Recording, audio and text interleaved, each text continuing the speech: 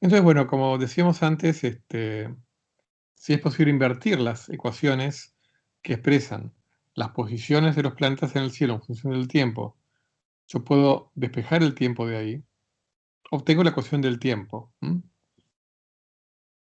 que se sigue usando hoy en día. O sea, el tiempo de efemérides tiene que ver con eso, es la mejor estimación de ese tiempo absoluto newtoniano en función de una serie de posiciones en el cielo de astros.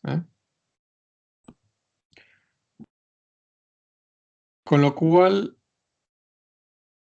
a muchos pensadores actuales los llevan a decir, bueno, que quizá el tiempo no existe entonces. O sea, al fin y al cabo, eh, a lo único que yo tengo acceso es a las posiciones de los astros. Entonces, puedo llamar a eso tiempo. Sí, lo puedo hacer. Obviamente, la gran apuesta de Newton fue, y que fue muy exitosa, fue que el tiempo absoluto existe y que cuanto mejor resuelvo yo mis ecuaciones, esa ecuación del tiempo va a ser cada vez más exacta y va a reflejar mejor ese tiempo absoluto, ¿no? Eh, es interesante porque en la edición de 1727 de los Principios de Matemática, 40 años después de la primera edición, donde ya Newton, bueno, ya estaba en sus últimos años de vida, sus últimos meses de vida, cuando se editó, agrega un escolio general al final de esa edición. Y lo traje aquí a la clase porque es interesante. Aparte, es el Newton ya del final de de sus días, donde habla de su idea de Dios y en relación al tiempo, ¿no? Dice, este ente lo gobierna todo, no como el alma del mundo, sino como dueño de todos, y debido a su dominio suele ser llamado Señor Dios, este, o Pantocrator, ¿no? Legislador universal, pues Dios es una palabra relativa y está en relación con los siervos. Y deidad es la dominación de Dios no sobre su propio cuerpo, como imaginan aquellos para quienes Dios es el alma del mundo, sino sobre los 10 siervos. El Dios supremo es un ente eterno, infinito, absolutamente perfecto, pero un ente, no importa cuán perfecto, sin dominio, no puede ser mencionado como Dios Señor. ¿eh? Pues decimos Dios mío, Dios vuestro, Dios de Israel, Dios de dioses, pero no decimos eterno mío, eterno vuestro. O sea que Dios sea eterno no es condición suficiente, sino necesaria para ser Dios. Estos son títulos que no tienen relación con los siervos. Infinito, perfecto mío. Decimos Dios mío. Para Newton, la noción de Dios, aparte de ser infinito y eterno, es que sea algo así como nuestro amo, ¿no? Eh, pero eso no quita que le asigna la cualidad de eterno a Dios, ¿no? Sin embargo, para Newton, sigue, ¿no? En el escolio, eres eterno e infinito, omnipotente y omnisciente. Es decir, su duración abarca desde la eternidad hasta la eternidad. Su presencia desde el infinito hasta el infinito. Él gobierna todas las cosas y conoce todas las cosas que son o pueden ser hechas. No es la eternidad o la infinitud, sino eterno e infinito. No es la duración y el espacio, sino que dura y está presente. Dura por siempre y está presente en todo lugar. Y existiendo siempre y en todo lugar, constituye a la duración y al espacio. Esto es muy interesante porque Newton era muy creyente, pero hay evidencias de que él tenía su propio cristianismo, o sea, que nunca lo dio del todo a conocer, porque si no podía haber tenido problemas con la iglesia, incluso con la iglesia anglicana. Pero, entre otras cosas, la idea que él tiene de Dios no es la idea que tenían, eh, por ejemplo, Santo Tomás o San Agustín. O sea, Dios dura también. ¿eh? No identifica, o sea, Dios, por más que sea eterno, dura. Y como dura y es eterno, está presente, bueno, y está en todas partes, ¿no? es omnipresente, pero es omnicronológico, o sea, está en todos los tiempos, existe siempre. ¿Mm? Entonces, dura, o sea, tiene duración Dios, es eterno, pero en el sentido de que está en todos los tiempos, ¿eh? Y por lo tanto constituye la duración, porque Él está en la duración, está en el tiempo, no lo identifica con el tiempo, no es el tiempo, Dios no es el tiempo, pero como está en todo tiempo, constituye a a la duración, y como está en todo lugar, también constituye el espacio. Así que esa es la curiosa idea que tenía Newton de Dios, ¿eh? Como alguien que dura, eterno, omnisciente, omnipotente, omnitodo, ¿eh? Pero que en un sentido existe en el tiempo.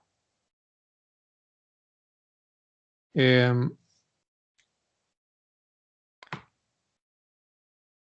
Así que, por supuesto que para Newton la filosofía natural siempre fue el camino que digamos,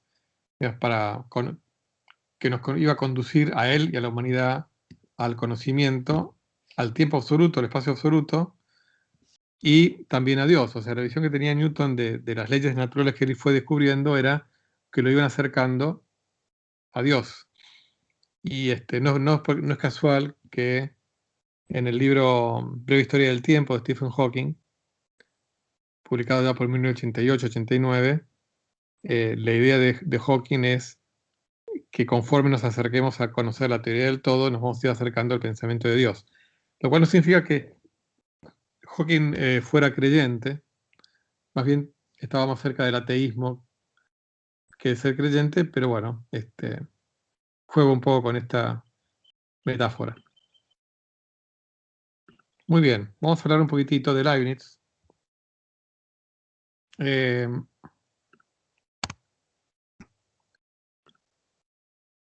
el gran antagonista de Newton en muchos aspectos, y en particular en la naturaleza del tiempo. Justamente Leibniz, este gran famoso filósofo alemán, que fue contemporáneo de Newton, no fue tan longevo como Newton, pero fue prácticamente contemporáneo de Newton.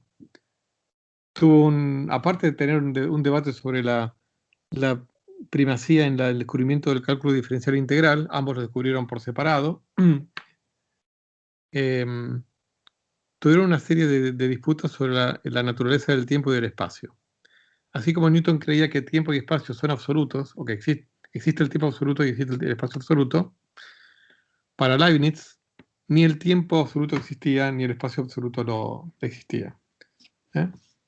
Sino que con Leibniz nace oficialmente la filosofía relacional del tiempo y del espacio, o del concepto relacional del tiempo y del espacio. O sea, pensar al tiempo y el espacio como relaciones, ¿eh? Entre cosas, no como entes en sí mismos, sino como relaciones entre cosas, ¿eh?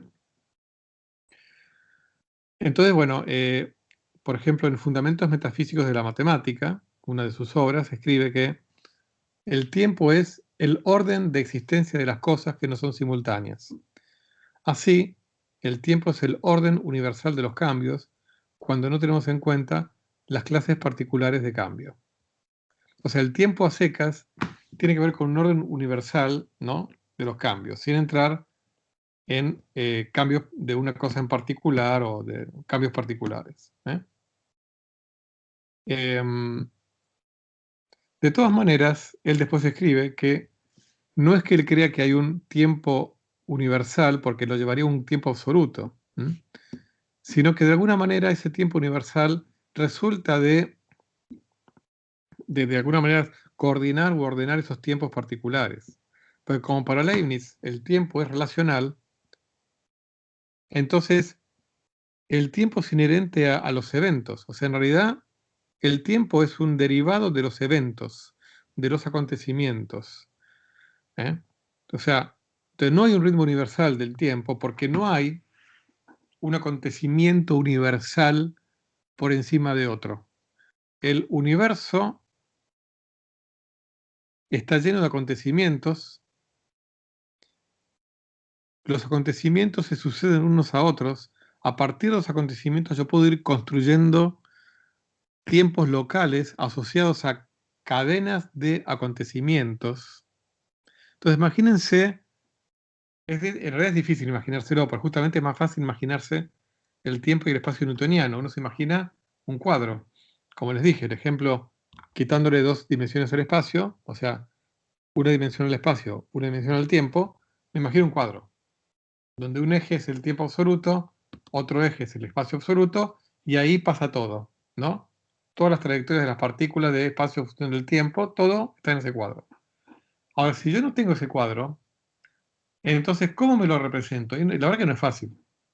Entre otras cosas, por eso fue tan exitoso Newton, porque realmente incluso a nivel geométrico es más fácil de imaginarse lo que pasa, y por lo tanto, ustedes saben que hay una ida y vuelta entre imaginación y geometría y entre imaginación y matemática. O sea, la imaginación, la intuición geométrica es una herramienta fundamental para los matemáticos que después, digamos, para hacer conjeturas, para demostrar teoremas, después hacen uso de lo formal como para demostrarlo rigurosamente, pero la imaginación es fundamental. Si yo acá no tengo un cuadro en el cual imaginarme la historia del mundo, sino solamente los eventos mismos, ¿en qué cuadro yo sumerjo ese mar de eventos? O sea, es difícil, es difícil. Hoy en día la física teórica fundamental tiende a eso, a tratar de buscar una formulación de la física, no en términos de un espacio y un tiempo absoluto, sino de otra cosa y encontrar en ese mundo de las cosas que cambian cómo emerge el tiempo y el espacio. Pero bueno, el costo es que de entrada uno no parte con esa tela sobre la cual pintar la historia del universo, ¿no? Así que esta es la idea de Leibniz, ¿no? Eh, lo que hay son los eventos y las cosas, o sea, pero, y la relación entre las cosas, ¿eh? Y la relación entre los eventos que le ocurren a las cosas. Pero no, a partir de eso uno después va construyendo nociones de tiempo, ¿no? Y cómo digamos, Leibniz pasó a la posteridad, es famoso por varias cosas, entre ellas por su principio de razón suficiente, que dice que ningún hecho puede ser verdadero o existente sin que haya una razón suficiente para que así sea y no de otro modo, ¿no? Por un lado. Por otro lado, el principio de perfección, también es muy famoso, donde supuestamente vivimos en el mejor de los mundos posibles. O sea, básicamente Dios mismo tiene una limitación, no pudo haber creado un mundo lógicamente inconsistente. ¿Mm? Entonces, para Leibniz, de todas las infinitas alternativas para crear nuestro mundo, consistentes, eligió el mejor posible.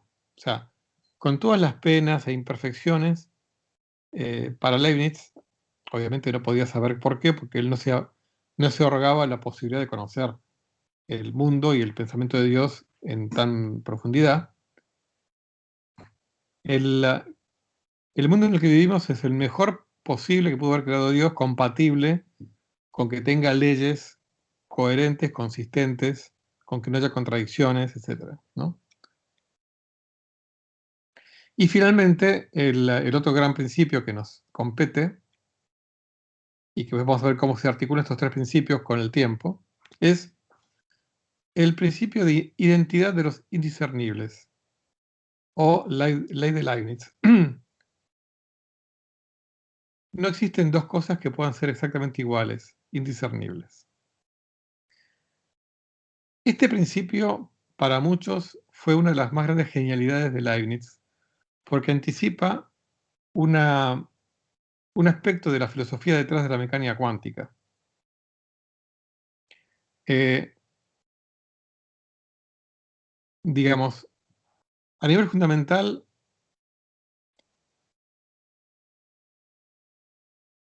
los electrones, por ejemplo, 2 electrones son idénticos, con lo cual yo no los puedo distinguir. No, perdón, no los puedo distinguir. Entonces, ¿qué puedo predicar cuando tengo 2 electrones? ¿Eh? sería una variante de la ley de Leibniz. O sea, la naturaleza parecería permitir que existan dos cosas exactamente iguales, ¿no?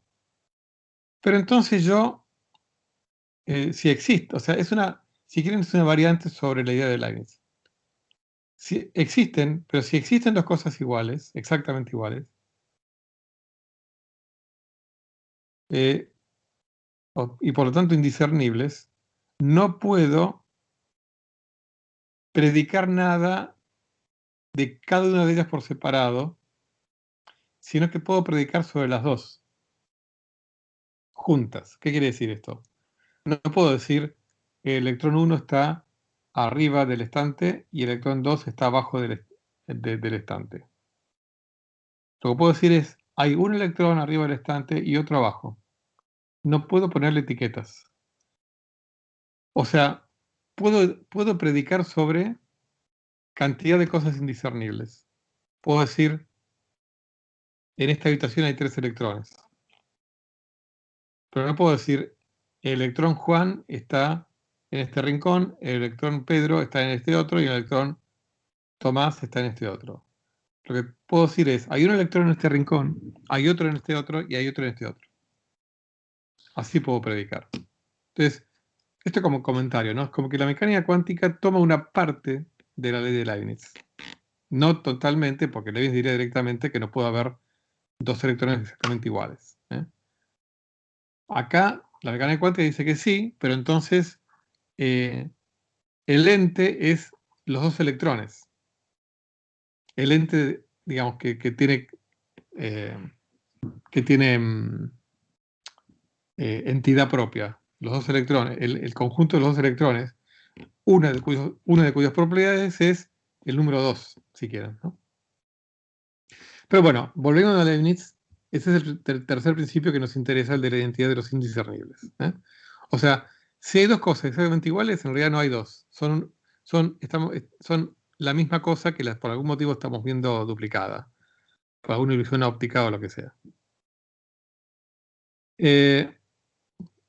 Entonces, una de las consecuencias que extrae Leibniz para el tiempo es que el tiempo no puede ser absoluto,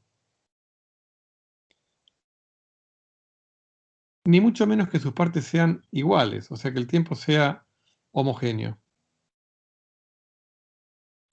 Porque entonces estaremos violando este principio, porque serían al mismo tiempo. O sea, ¿qué pasa? Si el tiempo absoluto newtoniano fluye uniformemente, independientemente de lo que pase, y ese flujo uniforme implica que cada instante es igual a cada instante. No hay un instante privilegiado para Newton. El tiempo es el mismo en todas sus partes. Entonces Leibniz dice, no puede ser eso. Porque si el tiempo absoluto,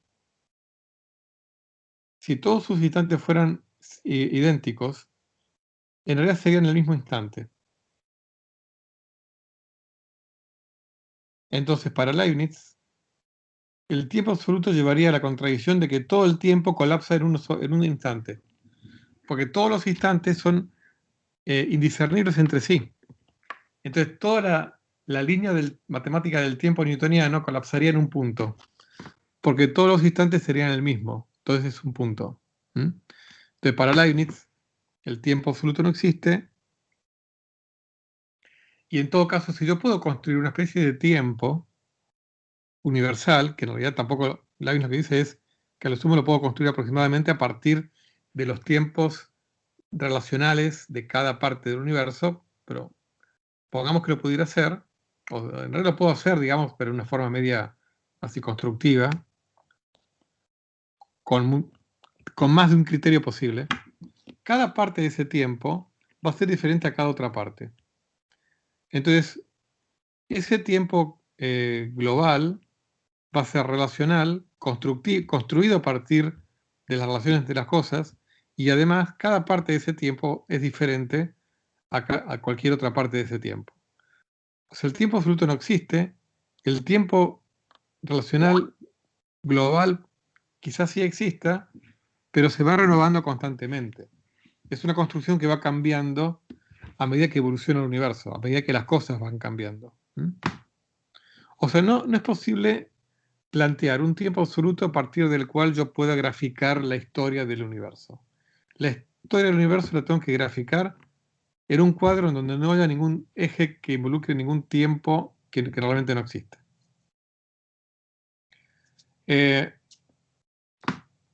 Esto en cuanto a el tiempo absoluto. Por otro lado, en cuanto a si el tiempo existe, se extiende hacia el infinito, uno se preguntaría si Dios contó con una razón suficiente, y acá vamos al otro principio de razón suficiente, para crear el universo en el momento y en el lugar, pongámosle si hubiera un metalugar más allá del universo, en que, o sea, porque acá se aplica lo mismo, ¿no? Si existe un tiempo fuera del universo o no, tiene asociada otra pregunta. ¿Existe un lugar fuera del universo o no? ¿No? Pero bueno. Entonces, ¿contó Dios con una razón suficiente para crear el universo en el momento en que lo hizo y no en cualquier otro? Entonces, si el tiempo es totalmente homogéneo, y esto también nos retrotrae a Aristóteles, que decía lo mismo, ¿no? Argumentaba lo mismo. No hay nada que indique que un momento sea especial. Por Newton, como creía que Dios era omnipotente, era un amo,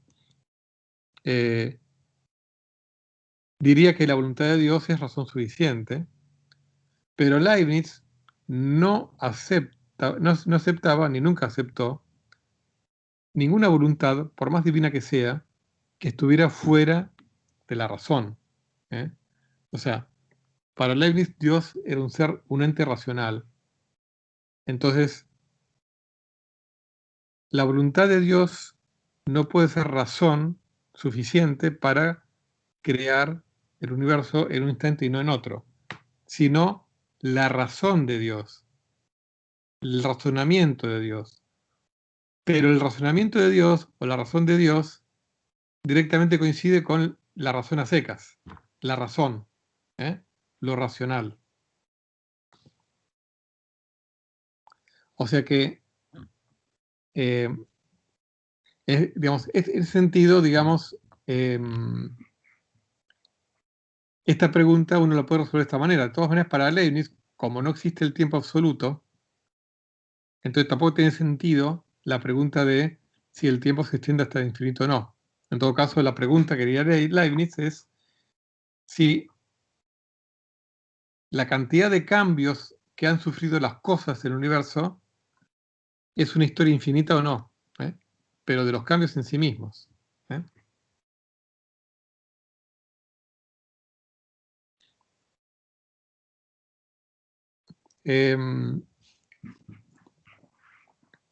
Y yendo, bueno, a mis apuntes complementarios,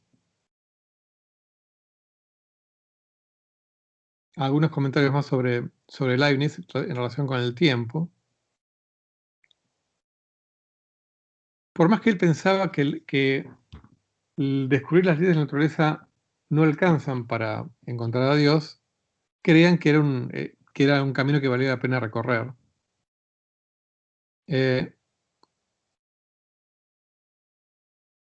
Y aunque fíjense cómo acaba articulando sus principios que mencionamos antes, ¿no?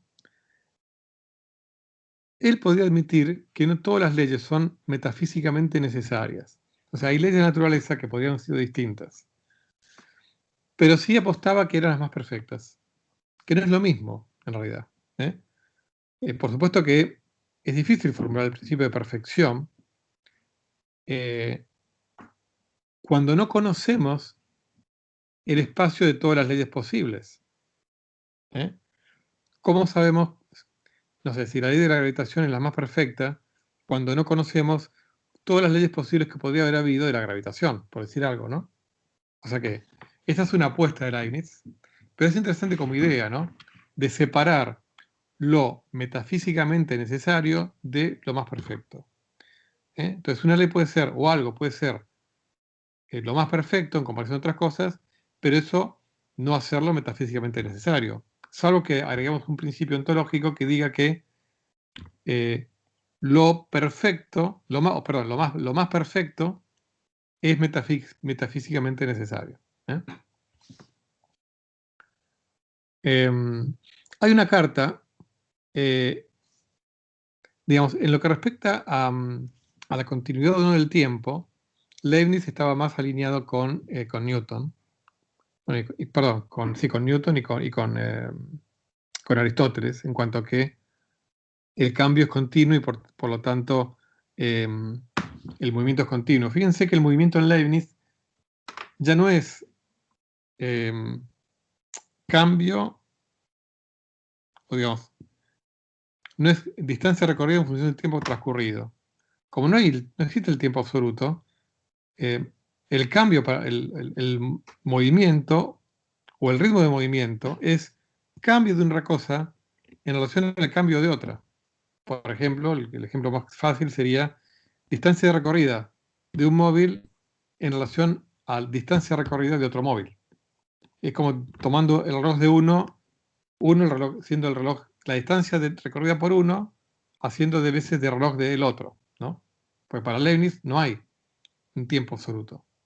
Bueno, en una carta que escribió Leibniz a un tal Burger de Boulder, un profesor de filosofía en la Universidad de Leiden, escribió Leibniz: la hipótesis de los saltos no puede ser refutada sino mediante el principio del orden, por la ayuda de la suprema razón, que hace todo de la forma más perfecta.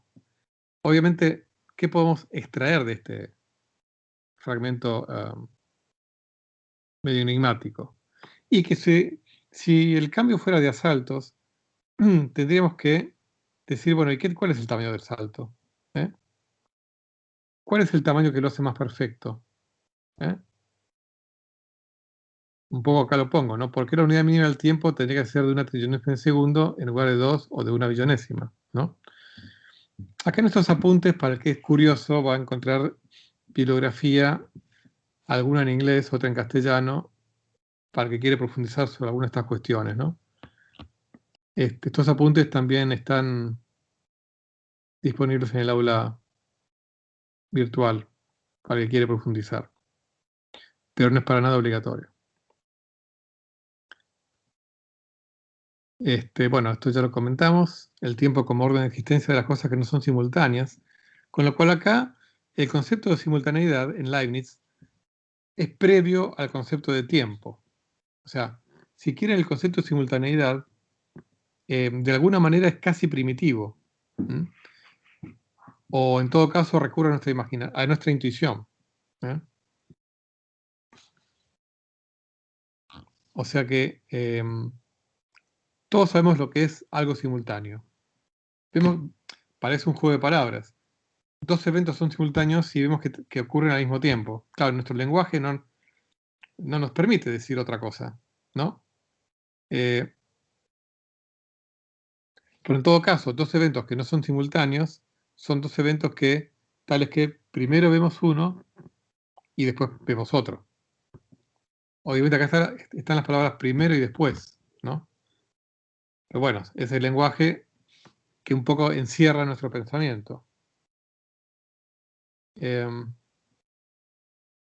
Bueno, acá hay una referencia que dice Valiati, que bueno, está citada antes, que es este historiador reunió la correspondencia entre Leibniz y Samuel Clarke. Samuel Clarke era una especie de discípulo asistente de Newton. Newton en esa época a principios del siglo XVIII, era tan orgulloso que ni siquiera se dignó él a debatir en forma directa con Leibniz el problema sobre el carácter relacional o absoluto del tiempo y del espacio, sino que hubo una serie de cartas intercambiadas entre Clarke y Leibniz, que lamentablemente se cortó por la muerte de Leibniz, ¿no? Y en una de las cartas, Leibniz le escribe a Clarke: los instantes considerados sin las cosas no son nada en absoluto. Otra forma de decir, el tiempo absoluto no existe. Y otro fragmento, en este caso de la cuarta carta a Clarke, le dice: el autor sostiene que el espacio no depende de la situación de los cuerpos. Yo respondo: es verdad que no depende de tal o cual situación de los cuerpos, pero lo es también que el orden que vuelve a los cuerpos capaces de estar situados y por el cual tienen una situación sobre ellos mismos cuando existen juntos, así como el tiempo, es ese orden con respecto a su posición sucesiva. Pero si no hubiese criaturas, el espacio y el tiempo solo estarían en la idea de Dios. Entonces, Leibniz acá lo que dice es, no tiene ni siquiera sentido decir si el espacio o el tiempo depende de la situación de los cuerpos. Ni siquiera existiría el espacio o el tiempo si no hubiera cuerpos. ¿Eh? Está diciendo Leibniz.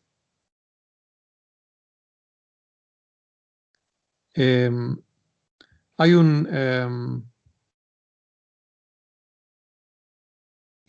como para terminar con Leibniz, con la clase de hoy, bueno, Leibniz realmente fue un pensador enormemente original y creativo, y hubo muchas cosas que no publicó, ¿no?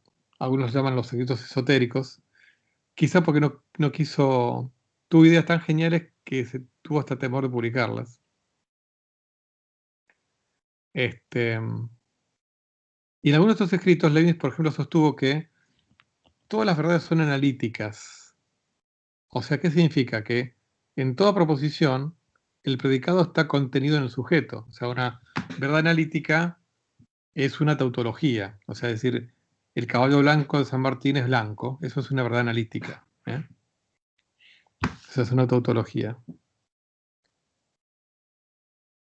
Ahora, si digamos, esto lo escribió Leibniz. Entonces, si esto es así, eh, todas las verdades, incluyendo verdades que involucren al tiempo, son de alguna manera eternas. Pero claro, para Leibniz, verdades que incluyen al tiempo serían verdades que involucren relaciones temporales entre eventos. O sea, por ejemplo, eh, eh, la batalla de Vilcapugio, ¿no? Eh, fue posterior al nacimiento de Sócrates. Digo cualquier cosa. Eso es una oración temporal, pero que involucra en realidad una relación entre dos eventos, ¿no?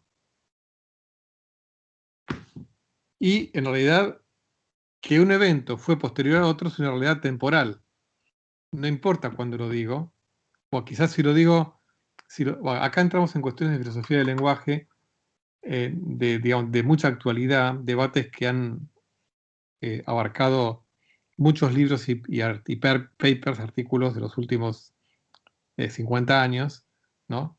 Que ponen a prueba los límites del lenguaje. O sea, pues, digamos, no sé, por decir algo, la presidencia de Macri fue posterior a la presidencia de Kirchner, por decir algo, ¿no? Yo lo puedo decir y es verdad, lo puedo decir en el año 2200 y es verdad. Ahora, para un filósofo, digamos, eternalista, con un lenguaje eternalista, yo podría decir, un habitante del siglo XVIII podría decir, la presidencia de Macri fue posterior a la presidencia de Kirchner. Obviamente con un lenguaje confuso, porque ¿cómo lo puede decir en el siglo XVIII? ¿No? Sí, exactamente, Facundo, bastante borgiano. ¿No? Pero bueno, habría que, entonces, un lenguaje temporal sería, la presidencia de Macri es posterior a la presidencia de Kirchner. Entonces eso, Alejandro Magno podría decir, la presidencia de Macri es posterior a la presidencia de Kirchner, ¿no? En algún lenguaje temporal. Pero bueno, claro, si es verdad esto que dice Leibniz, y acá justamente puse el ejemplo de Alejandro Magno, está contenido en la definición de Alejandro Magno el haber conquistado casi todo Medio Oriente, por dar un ejemplo, ¿no? Eh, entonces, obviamente esta lógica leibniziana, entonces es un golpe adicional a la noción de tiempo como algo independiente, digamos, porque mucho menos hay novedad. Digamos, si todas las verdades son analíticas, todos los predicados están contenidos en los sujetos, Entonces, de alguna manera el tiempo no trae novedad. Aún si existiera, no trae novedad, porque está todo contenido en los conceptos mismos, en los sujetos mismos, ¿no? Lo interesante del pensamiento de Leibniz es que fue llevado muy lejos, y si uno trazara una línea relacional, comenzando por Leibniz, uno la puede recorrer claramente a través de Ernst Mach, el filósofo y físico austríaco del siglo XIX, y a una especie de heredero intelectual en gran medida como fue Albert Einstein del siglo XX. Y, por ejemplo, alguien contemporáneo, el físico Julian Barbour del siglo XXI. Pero bueno, de eso diremos cosas más adelante. Así bueno, me parece que este es un buen momento para terminar con la clase.